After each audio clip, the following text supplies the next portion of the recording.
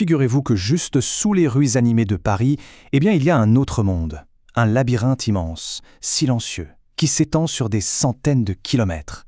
Mais ce n'est pas une ville pour les vivants, non, c'est un véritable empire pour les morts. Un royaume qui abrite des siècles de secrets et de légendes. À peine entré, on est accueilli par cette phrase, gravée dans la pierre. Ça donne le ton, n'est-ce pas? On comprend tout de suite que ce n'est pas une simple visite. C'est une descente dans un autre univers, un lieu où les règles du monde de la surface ne s'appliquent plus vraiment. Pour bien comprendre, il faut partir d'une histoire, une histoire vraie et assez terrifiante, celle de Philibert Asper. En pleine Révolution française, ce portier décide de s'aventurer dans les galeries souterraines et il n'est jamais remonté. On a retrouvé son squelette 11 ans plus tard, à quelques pas d'une sortie. Sa mort pose une question qui est au cœur de tout ce qu'on va voir ensemble. Que se cache-t-il vraiment sous Paris ? Pour percer ces mystères, il faut d'abord remonter le temps. Parce qu'avant d'être un tombeau géant, ce labyrinthe avait une toute autre utilité, une fonction essentielle à la construction même de la ville lumière. En fait, tout est parti d'une pure nécessité. Au début, il y avait ces immenses carrières sous la ville, dont on a tiré la pierre pour bâtir Paris. Mais à la surface, la situation était devenue un vrai cauchemar. Les cimetières, comme celui des Innocents, débordaient, littéralement. L'odeur, les maladies, c'était une crise sanitaire majeure. La solution a été radicale. Vider les cimetières et tout transférer sous terre. C'est comme ça qu'ont commencé ces processions nocturnes un peu macabres, avec des charrettes pleines d'ossements qui ont transformé un vide industriel en la plus grande nécropole du monde. Le chiffre, il est presque difficile à concevoir. Les restes de 6 millions de Parisiens reposent ici. Pour se faire une idée, c'est plus du double de la population qui vit à Paris intramuros aujourd'hui. C'est juste énorme. Et ces 6 millions d'âmes sont réparties dans un réseau de tunnels qui fait à peu près 350 km de long. Un labyrinthe tellement vaste qu'une grande partie reste encore à ce jour totalement inexplorée. L'échelle est vertigineuse. Mais, et c'est là que ça devient intéressant, bien avant que les os des cimetières n'arrivent, les carrières elles-mêmes avaient déjà leur propre fantôme, leur propre histoire tragique. Prenez l'histoire de François Descures. Cet ancien soldat, devenu carrier, a passé des années à sculpter de mémoire la forteresse où il avait été emprisonné. Une œuvre d'art clandestine cachée sous terre. L'ironie est absolument tragique. Il est mort écrasé par un éboulement au même endroit en essayant de finir son œuvre. Son art et sa mort scellés pour toujours dans les ténèbres. Aujourd'hui, ces sculptures sont là, dans une zone totalement interdite d'accès.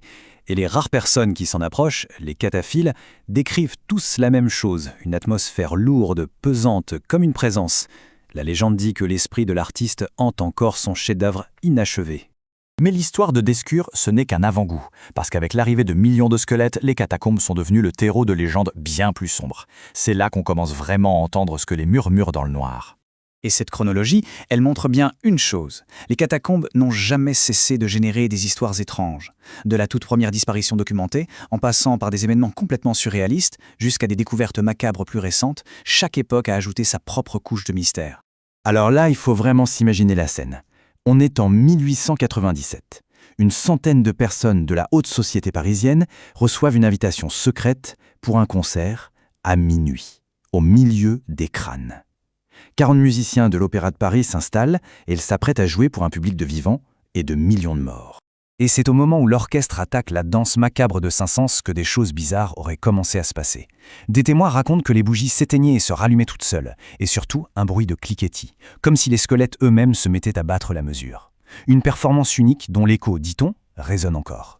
On avance dans le temps, années 90, et on tombe sur une légende beaucoup plus moderne.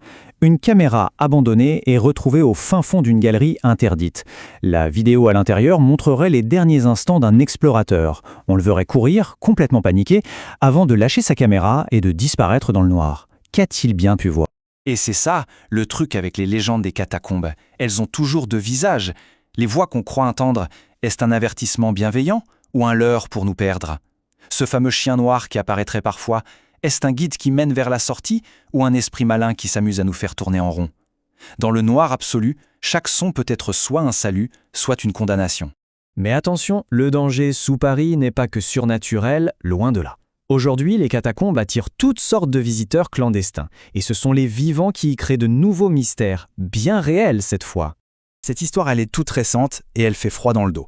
En 2017, 2 ados se perdent. Pendant 3 jours, 72 heures, ils ont erré dans le froid, l'humidité et le noir total. Ils ont été retrouvés vivants, quasiment par miracle, en état d'hypothermie. Ça rappelle que le labyrinthe, lui, ne pardonne aucune erreur.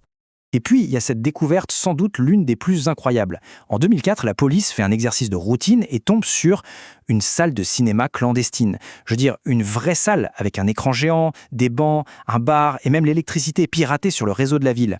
Le plus étrange, les murs étaient couverts de symboles ésotériques et politiques sans aucun lien apparent. Mais le plus fou, ce n'est même pas ça. Quand la police revient quelques jours après pour enquêter, l'endroit est vide. Tout a été démonté et emporté en un temps record. Il ne restait plus qu'un message, peint à la va-vite sur le mur, « Ne nous cherchez pas ». Un vrai défi. Qui était-il? On ne l'a jamais su. Alors, on peut se poser la question. Pourquoi? Pourquoi cet endroit continue de nous fasciner et de nous effrayer à ce point, même des siècles plus tard? La réponse, elle est dans ce que sont les catacombes, et surtout dans ce qu'elles cachent. Ce graphique, il explique presque tout. Sur les 350 km de galeries, à peine 2 sont ouverts au public. Ça veut dire que la quasi-totalité du réseau est un territoire inconnu, interdit. C'est la toile de fond parfaite pour que l'imagination s'emballe. Finalement, la recette pour créer une légende aussi tenace, elle est assez simple, mais redoutablement efficace. Vous prenez un lieu gigantesque et interdit. Vous y ajoutez le poids psychologique de 6 millions de squelettes et vous saupoudrez le tout de notre peur la plus primaire, celle du noir et de ce qui pourrait s'y cacher. Le résultat, c'est un lieu qui ne cessera jamais de nous hanter. Au final, qu'on croit aux fantômes ou non, une chose est certaine. Quand on descend dans les catacombes, on n'est jamais vraiment seul. La vraie question, c'est donc, qui ou quoi nous observe depuis les ténèbres de cet empire des morts?